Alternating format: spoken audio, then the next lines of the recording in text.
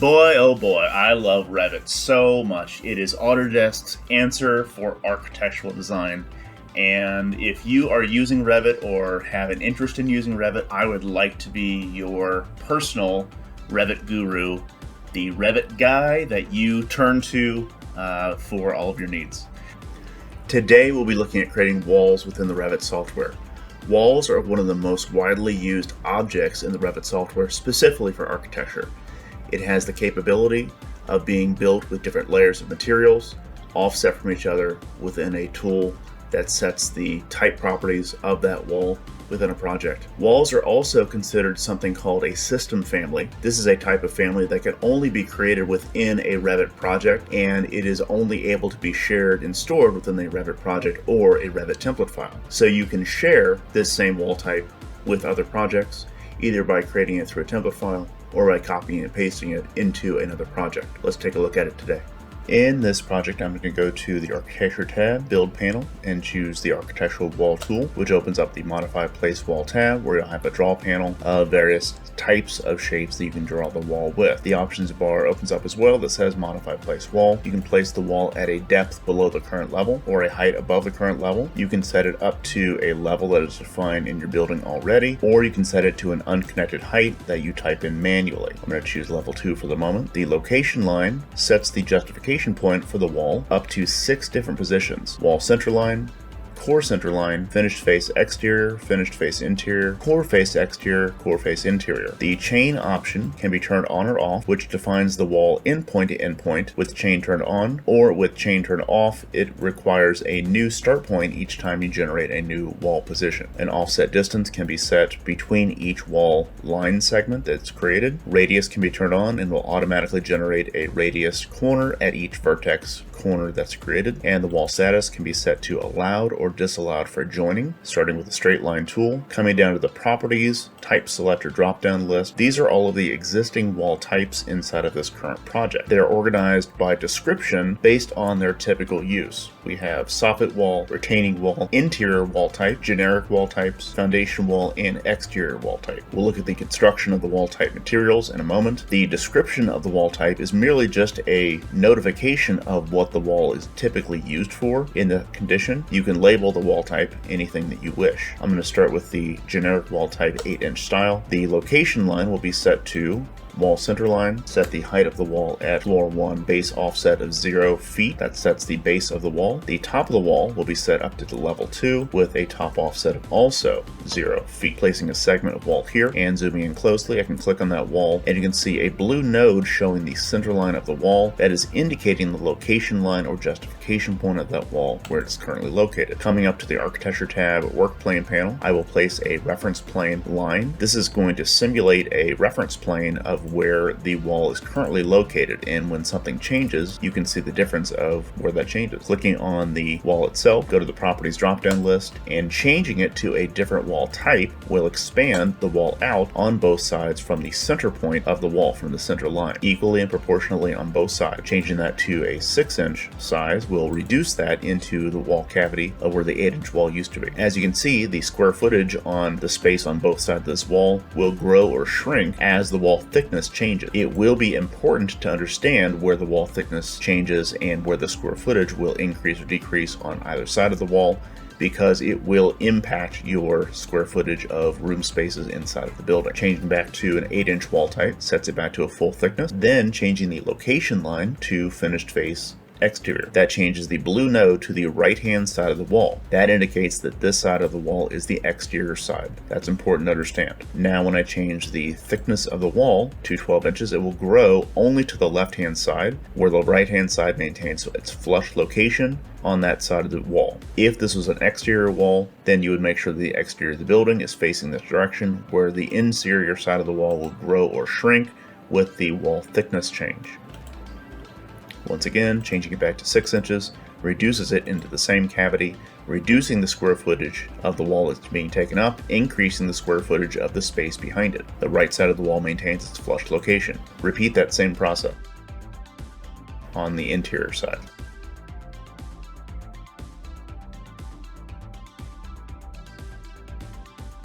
Next, we will change to an exterior wall type that has more layers of material inside of it with a much greater thickness attached to it.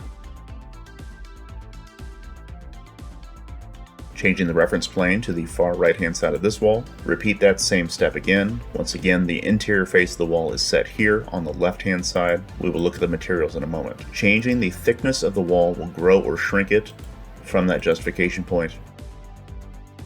Finished face exterior, growing or shrinking from that face as well, maintaining its justification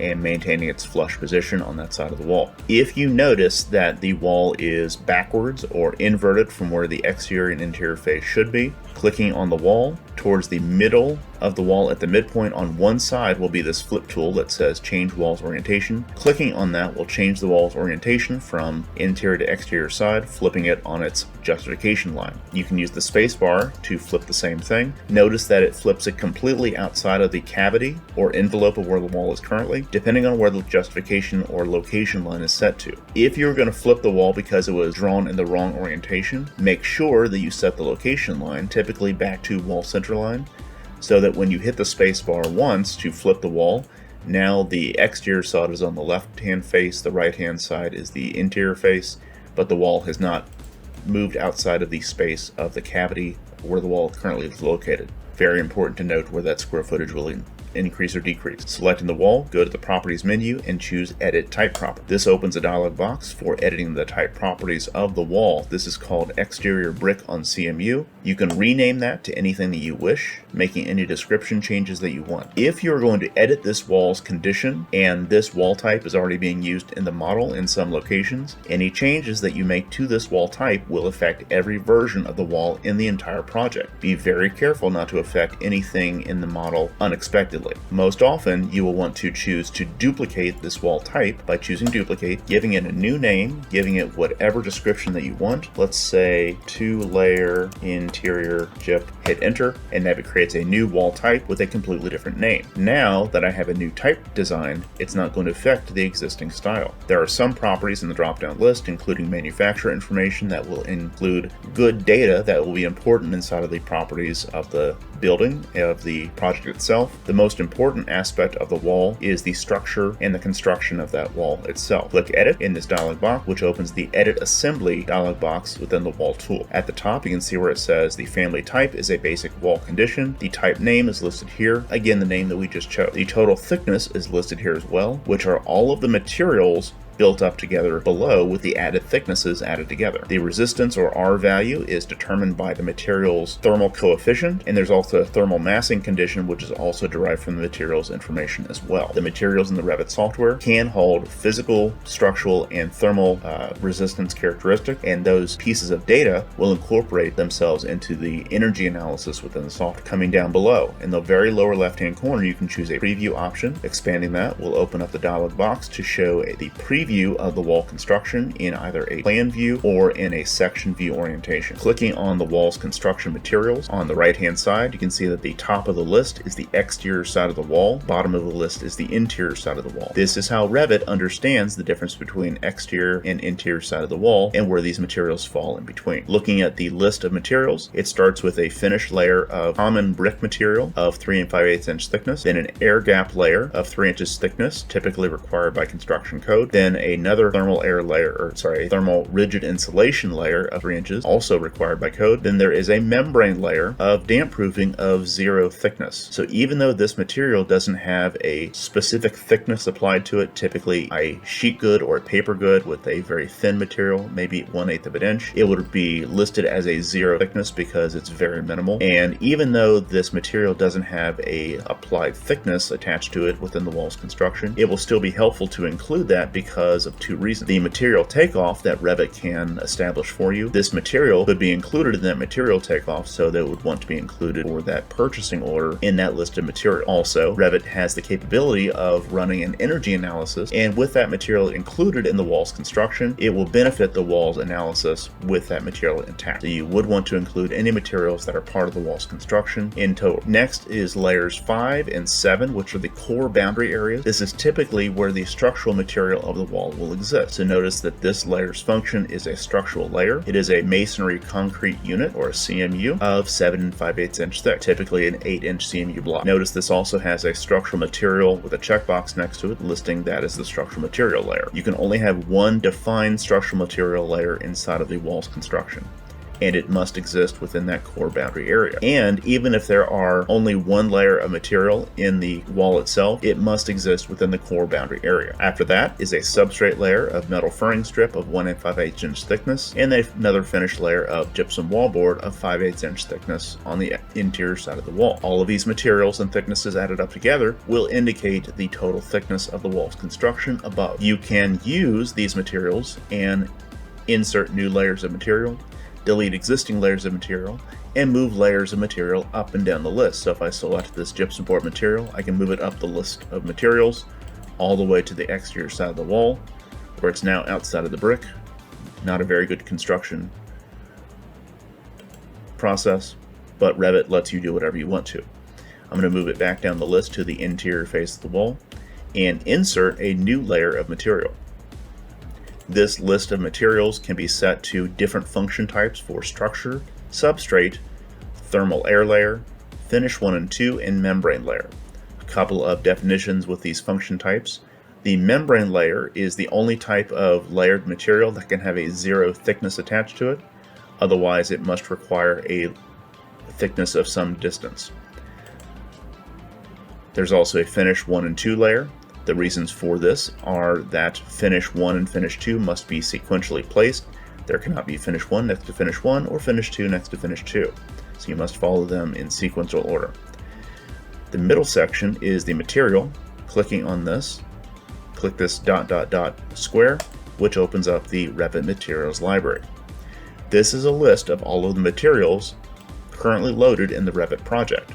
This is a very long list of materials. These are all the materials that are loaded, but not necessarily used inside of the Revit project currently. This comes from the template file or the project that you started with, and any material can be chosen to be added to this wall's construction. It could include water, glass, copper, wood, steel, concrete. Whatever materials that you want to use can be defined within the Revit software. You can search for a list of materials at the top, so I'll search for, say, concrete, and I have a list of cast in place concrete, precast concrete, concrete masonry units, lightweight concrete. You can also see another list of materials below: ceramic tile, sand, lime, brick, lightweight CMU. This is a list of what are called AEC materials. This list of materials is a library that gets installed within the Revit software, and this library of materials can be loaded into a project when desired. This list of AEC materials is locked in place, meaning that when you select these materials, the properties for those materials are grayed out and cannot be modified or adjusted. That means that this list of materials are intact and are always pristine to be able to load into future projects, and you know that they have not been modified. For instance, if I wanted to load this ceramic tile material, I have to go to that material and choose this up arrow that says Add Material to Document, and then it loads that material to the list above, where I could now modify the material based on this information, including its identity data, where I can modify the material's name, its physical description, the classification of that material, which can be adjusted as well, any information that you want to include for manufacturer, model number, unit cost for the material, a URL website that can include a specification for that material. All of that is good data and information that you would want to include into a project. The Graphics tab controls the graphics of that material itself, of how it's defined in the project. You could change things like the color, its layer of transparency, a surface pattern, which is a hatch pattern that you can include. Also, a cut pattern, which would be used for a section cut, and how the material will look at during a sectioning cut. So you can start to determine what the material will look like in different conditions. So you can create as many materials in the project as you want. The Appearance tab is solely controlling the rendering appearance of the material for the rendering of that project.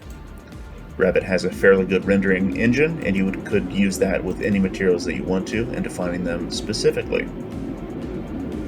There is a physical and a thermal layer as well.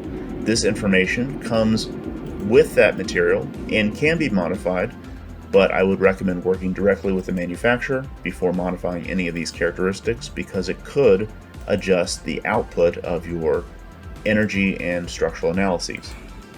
I'm going to choose another gypsum board layer inside of the walls construction,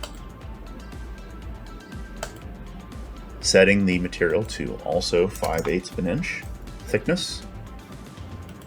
Adds another layer of gypsum board to the interior face of the wall.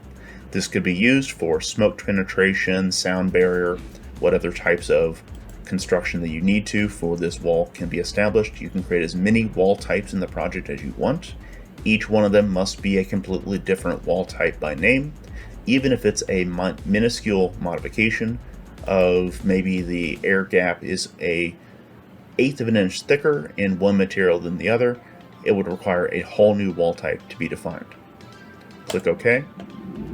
And now I've modified this new wall type. Click OK again, and it now has 2 layers of gypsum board on the interior face of the wall. Now that we have an understanding of how the wall's construction is defined, let's start by adding some wall layers to this building. Coming into the wall tool, using the properties drop-down list, choosing this wall type here. Again, you can set the location line of the wall specifically. I will choose finished face interior. The wall height will be up to parapet in this building.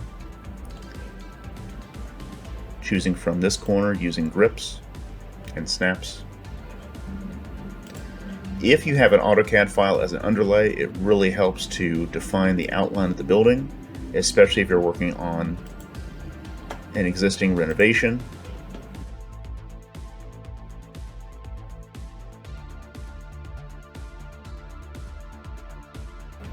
That will set the exterior material of the wall's construction. You also have interior walls that can be created. You have a list of interior wall here. I'm going to use a 4 7/8 inch wall condition, edit type properties, edit structure, and this is built up of gypsum wallboard of 5/8 of an inch on both sides of the wall, and a metal stud layer of 3 5/8 inch thickness for the structural layer. A typical construction for commercial usage. You can use wood timber, you can use gypsum board, plaster, wood paneling, completely up to your design needs.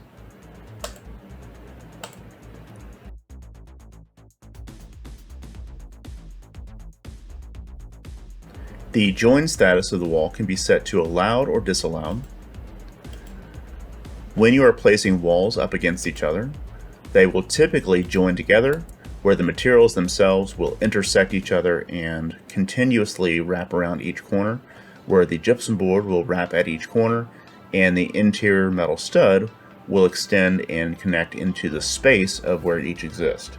Revit deals more with a massing of materials other than actual individual metal studs that are being placed within the cavity. It treats this entire material layer as just a mass surface of material, and it will not define each individual stud for you. Revit does not have that capability at the moment. It may include that in the future, but it's not there yet.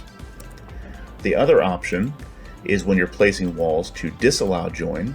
When you join 2 materials of wall together, it will stop that intersection and just butt up that wall condition next to the other wall adjacent to it.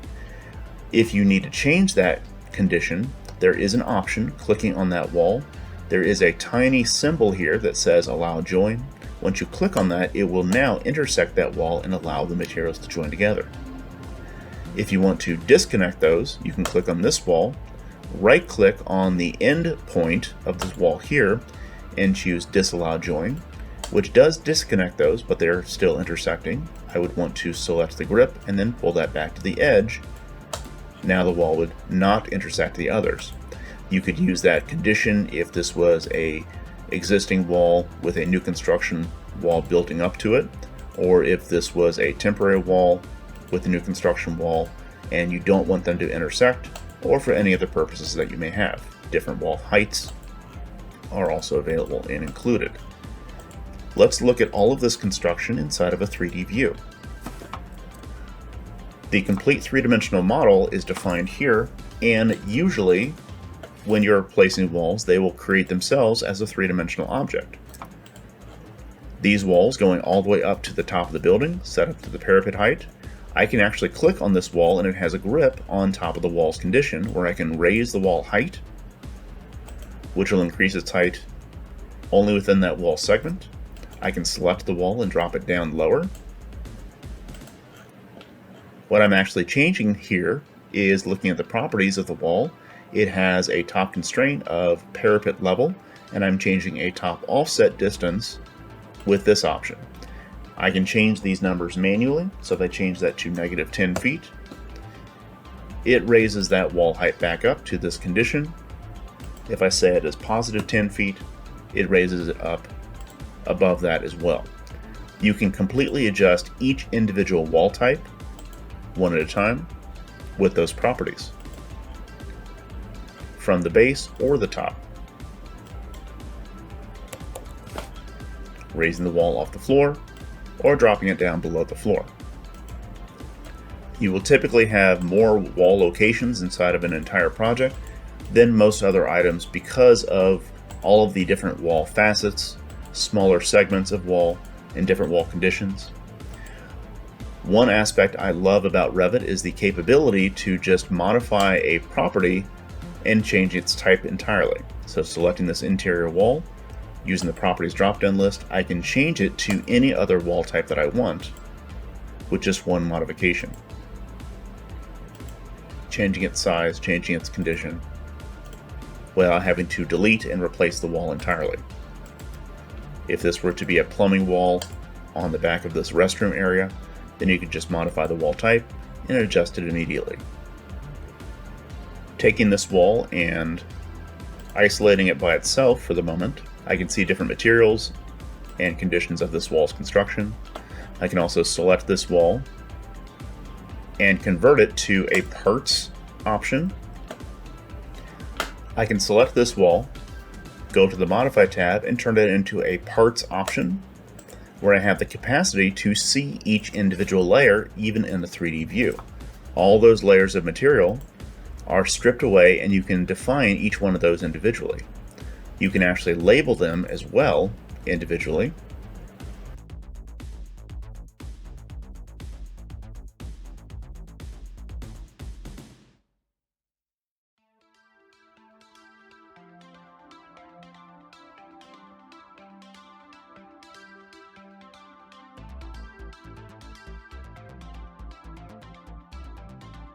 As you can see, with all these different layers of materials, you can actually strip them away, pull them apart from each other, so you can clearly see how the wall is made up in a 3D view, which is a lot more descriptive than just the two-dimensional representation. Each material can be found and labeled by its name, and if the material changes, the label will update automatically. I hope you enjoyed that little excerpt from the Revit software on creating and placing walls and creating wall types. Please join us next time for more information from the Revit software. Continue to join us. This channel is sponsored by Imaginet Technologies. With over 20 years of experience and more than 100 industry experts, Imaginet is well equipped to assist with any needs for software, training, implementation, including Productivity Now, a video training resource for many types of industry-leading software. Check out the available licensing packages at Imaginet.com. Contact Imaginet today and mention this channel to get a special offer. Check out our previous videos below. Comment below and tell us more information you'd like to see covered in the Revit software. Like and subscribe to this channel so you can get the latest updates for each time that we post new videos in tutorials on how to use the Revit software. Don't miss it.